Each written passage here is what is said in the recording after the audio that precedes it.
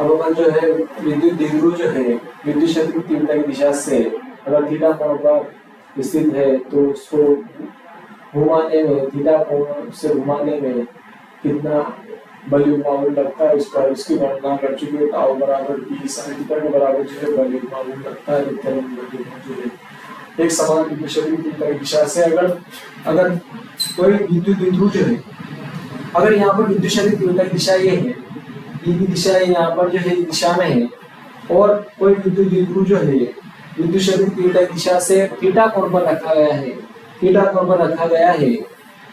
अगर थीटा कोण घुमाया है, ठीक है, या थीटा कोण पर रखा है तो विद्युत क्षेत्र की तीव्रता की दिशा में उस पर लगने वाला प्रत्यानंद बल युग्मावुन या बल युग्मावुन टाउ बराबर p sin थीटा होता है। इसकी अपन जो है गणना कर चुके हैं, ठीक है, इसकी गणना जो है अपन कर चुके हैं। टाउ बराबर p sin थीटा के बराबर जो है उसको प्रत्यानंद बल युग्मावुन लगता है। अब अगर जो है अपन जो है द्विध्रुव को जो है विद्युत क्षेत्र की तीव्रता की दिशा से, हाँ तो द्विध्रुव जो है विद्युत क्षेत्र की तीव्रता की दिशा है, ये वेक्टर है, ये विद्युत क्षेत्र की तीव्रता की दिशा है, ये वेक्टर है और अपन जो है इसको जो है थीटा कोण से घुमाना चाहते हैं तो अपने को जो है कितना कार्य करना पड़ेगा। ये विद्युत क्षेत्र की तीव्रता की दिशा से अपन जो है इसको थीटा कोण से घुमाना चाहते हैं, थीटा कोण से घुमाना चाहते हैं, थीटा कोण से घुमाना चाहते हैं तो कितना अपने को जो है कार्य करना पड़ेगा। कार्य की गणना के लिए सूत्र की स्थापना करते हैं, कितना कार्य करना पड़ेगा तो द्विध्रुव को घुमाने में किया गया कार्य, ठीक है, विद्युत द्विध्रुव को घुमाने में कितना कार्य करना पड़ता है उस कार्य की जो है अपन गणना करते हैं, कार्य की गणना करते हैं। माना कि कोई विद्युत द्विध्रुव जो है अपन देखो देख चुके हैं, यदि कोई विद्युत द्विध्रुव जो है विद्युत क्षेत्र की तीव्रता की दिशा से थीटा कोण पर स्थित है तो उस पर लगने वाला बल युग्म बल लिख देते हैं। तो बल लिख देते हैं यदि कोई, ठीक है,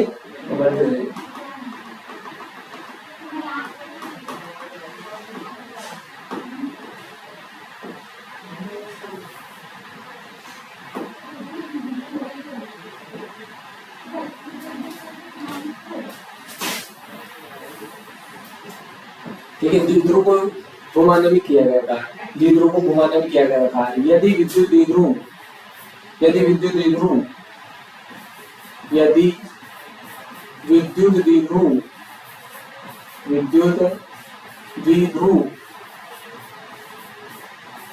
की वेक्टर की दिशा से थीटा कोण पर स्थित है, थीटा कोण पर स्थित है तो इस पर लगने वाला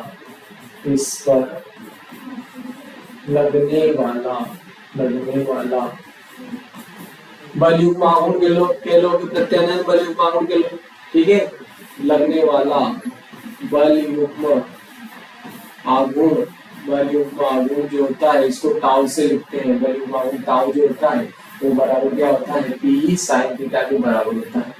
अगर कोई द्विध्रुव जो है विद्युत क्षेत्र की तीव्रता दिशा से थीटा कोण पर रखा गया है, थीटा कोण पर स्थित है तो उस पर प्रत्यानंद बल युग्म आघूर्ण टाउ बराबर p sin थीटा होता है। अब अपन जो है अगर द्विध्रुव जो है विद्युत द्विध्रुव जो है विद्युत क्षेत्र की तीव्रता अगर मान ली जाए कि ये है, ये आपकी विद्युत क्षेत्र की तीव्रता है, ये वेक्टर की दिशा है, ये वेक्टर की दिशा है और यहाँ पर जो है ये कोई विद्युत द्विध्रुव रखा गया है,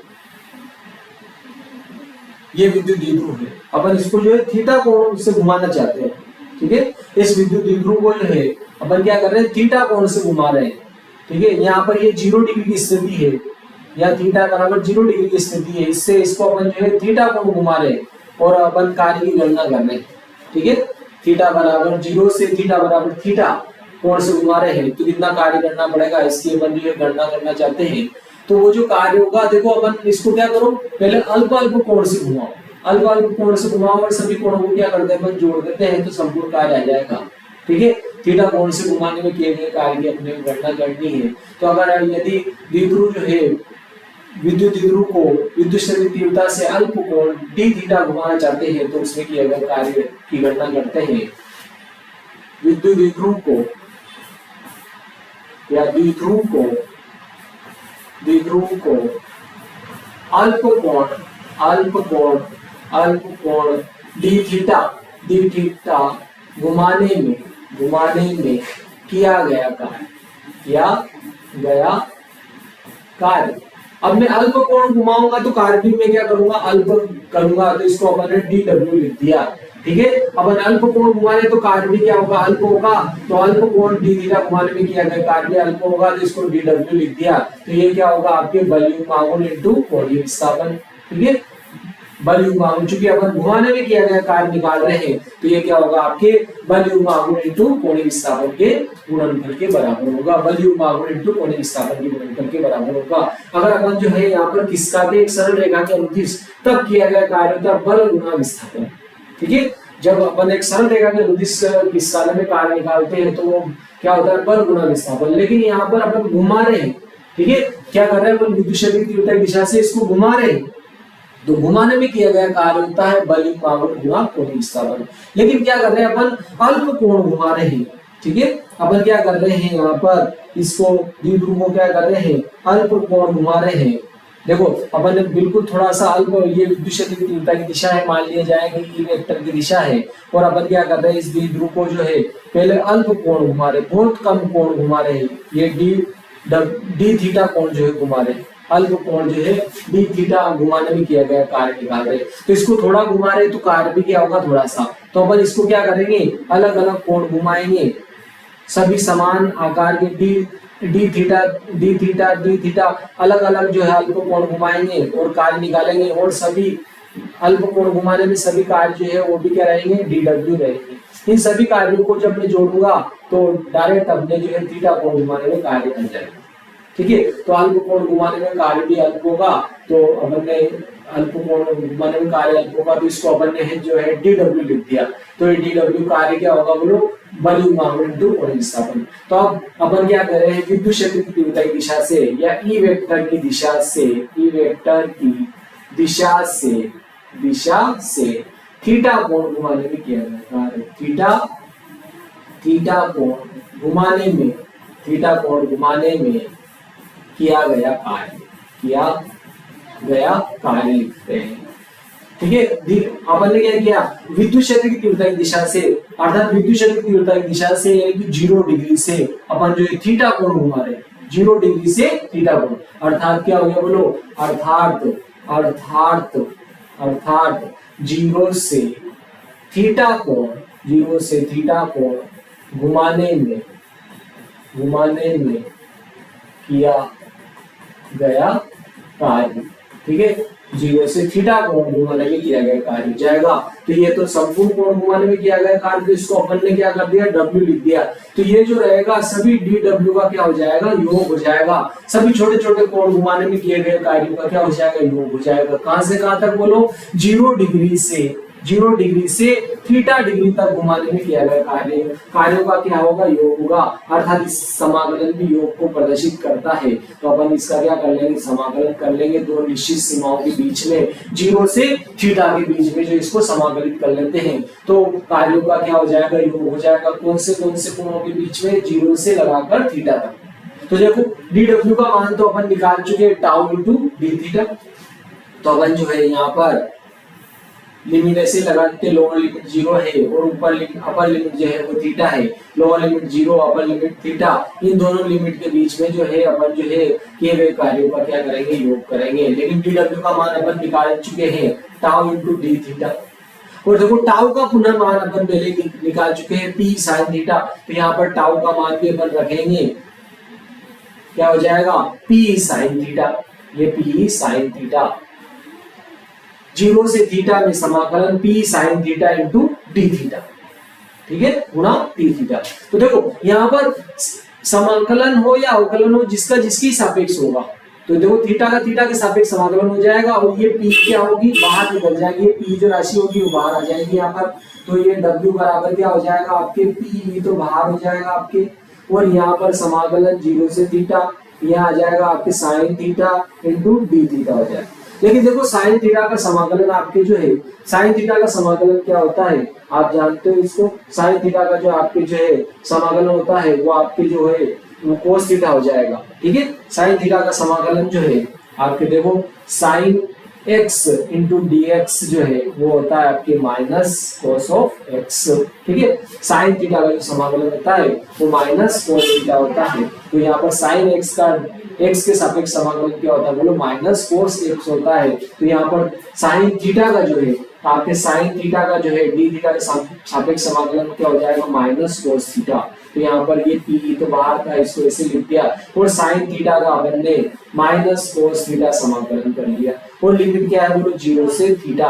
अब लिमिट लगाए हटाइए अपन, एक बार यहाँ पर क्या करेंगे अपर लिमिट लिखेंगे माइनस एक बार लोअर लिमिट लिखेंगे, तो अपने किया गया कार्य आ जाएगा। तो कार्य बराबर p तो अपन ने ऐसे लिख दिया, या p तो ऐसे लिखा, यहाँ पर अपर लिमिट लिखेंगे थीटा, देखो ये cos तो ऐसे लिख दिया, ठीक है, ये cos ऐसे लिखा अपन ने। यहाँ पर क्या करना अपर लिमिट लिखना है, अपर लिमिट थीटा माइनस पुनः या लोअर लिमिट लिखेंगे, ठीक है, माइनस cos थीटा की जगह लोअर लिमिट लिख दी, ये लोअर लिमिट लिख दी, देखो upper limit minus lower limit, ठीक है। ये वाला माइनस तो लिमिट हटाने के लिए प्रयोग करते हैं, upper limit minus lower limit, वो वाला माइनस है यहाँ पर, ठीक है, ठीक है। और ये इसके साथ वाला माइनस तो साथ ही रहेगा आपके, यहाँ पर जब लिमिट हटाएंगे तो क्या लिखेंगे upper limit minus lower limit, ऊपर वाला मान माइनस नीचे वाला, ठीक है। तो चलो आप लिमिट हटाते हैं यहाँ पर, तो लिमिट हटा दी यहाँ पर, देखो ये तो माइनस cos थीटा हो जाएगा, माइनस यहाँ पर cos 0 का मान देखो माइनस माइनस प्लस हो जाएगा, ये माइनस माइनस क्या हो जाएगा प्लस, ये cos थीटा तो ऐसे लिख दिया अपन ने, और ये माइनस माइनस प्लस, और cos 0 का मान 1 होता है तो ये 1 आ जाएगा, तो ये 1 माइनस cos थीटा हो जाएगा आपके मान, ये मान क्या हो जाएगा आपके किया गया कार्य जो होगा डी थीटा को घुमाने में किया गया कार्य क्या हो जाएगा, ये p तो आगे था, ये p तो ऐसे लिखा, और ये 1 को पहले लिख दिया और माइनस cos थीटा को बाद में लिख दिया। तो ये आपके किया गया कार्य जो है थीटा कोण घुमाने में विद्युत क्षेत्र की तीव्रता की दिशा से विद्युत क्षेत्र की तीव्रता की दिशा से थीटा कोण घुमाने में किया गया कार्य आ गया, ठीक है, विद्युत क्षेत्र की तीव्रता की दिशा से इसको थीटा कोण घुमाने में किया गया कार्य आ गया। अब अपन जो है इसको अलग अलग स्थितियों में अगर घुमाते हैं तो अपन जो है कार्य निकालते, कार्य कितना आएगा, यदि ये जो है द्विध्रुव को विद्युत क्षेत्र की तीव्रता की दिशा से एक तो थीटा कोण घुमाते हैं और 180 के कोण पर घुमाते हैं, तो हमने कार्य कितना आता है वो देखते हैं। अपन ने टोटल थीटा कोण घुमाने में जो कार्य आया वो कितना आया बोलो P1 माइनस cos थीटा आया।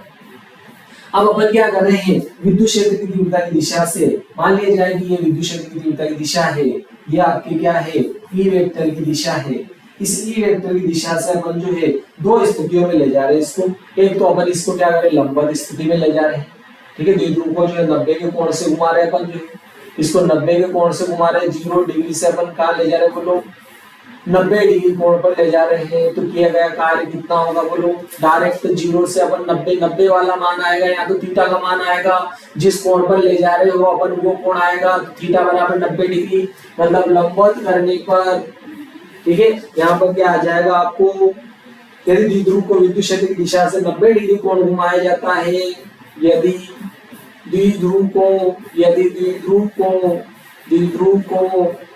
विद्युत क्षेत्र की दिशा से विद्युत क्षेत्र ई वेक्टर की दिशा से ई वेक्टर की दिशा से ई वेक्टर की दिशा से 90 डिग्री कोण घुमाया जाता है, ठीक है, 90 डिग्री कोण घुमाया जाता है, तो कार्य कितना होगा, मतलब विद्युत क्षेत्र की तीव्रता के लंबवत करने पर कार्य कितना किया जाएगा ये भी हो सकता है।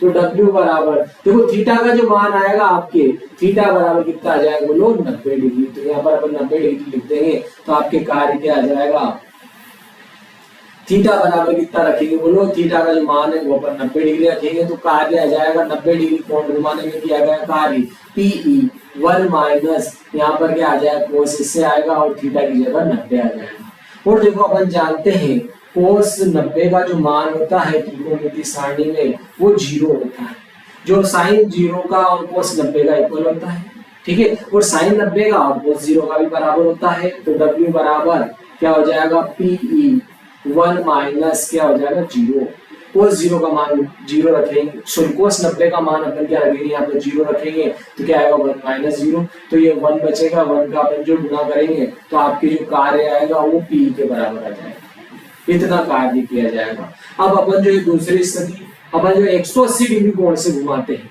यदि विद्युत द्विध्रुव को ठीक है। विद्युत द्विध्रुव को विद्युत क्षेत्र की तीव्रता की दिशा से पहले अपन ने कितना कोण घुमाया था, 90 डिग्री कोण घुमाया था। अब अपन जो है यदि द्विध्रुव को जो है विद्युत क्षेत्र की तीव्रता की दिशा से अपन जो है 180 डिग्री कोण घुमाते हैं, मतलब पूरे ही घुमा के रख दिया, यहाँ था और पूरे इधर ऐसे घुमा दिया अपन जो है विद्युत क्षेत्र की तीव्रता की दिशा से। अपन ने पूरा का पूरा इसको क्या कर दिया, पलटी लगा दी, ठीक है। विद्युत क्षेत्र की तीव्रता के अपन ने क्या कर दिया, ये विद्युत क्षेत्र की तीव्रता की दिशा में था, द्विध्रुव जो था विद्युत क्षेत्र की तीव्रता की दिशा में था, बिल्कुल जो है इस प्रकार से था, विद्युत क्षेत्र की तीव्रता की दिशा में था, ये बिल्कुल यहाँ पर इस प्रकार से था, विद्युत क्षेत्र की तीव्रता की दिशा में था, ये द्विध्रुव इस प्रकार से था। अपन ने डायरेक्ट घुमाकर इधर रख दिया, मतलब ये वाला जो ए वाला भाग था वो इधर आ गया और बी वाला इधर आ जाएगा, बिल्कुल घूम जाएगा। मतलब 180 कोण से अपन ने इसको जो है घुमा दिया, 180 डिग्री के कोण से घुमाया, तो थीटा का जो मान आएगा आपके इतना आ जाएगा 180। तो चलो इसे मान रखते हैं, W बराबर क्या आ जाएगा आपके PE 1 माइनस cos 180 हो जाएगा।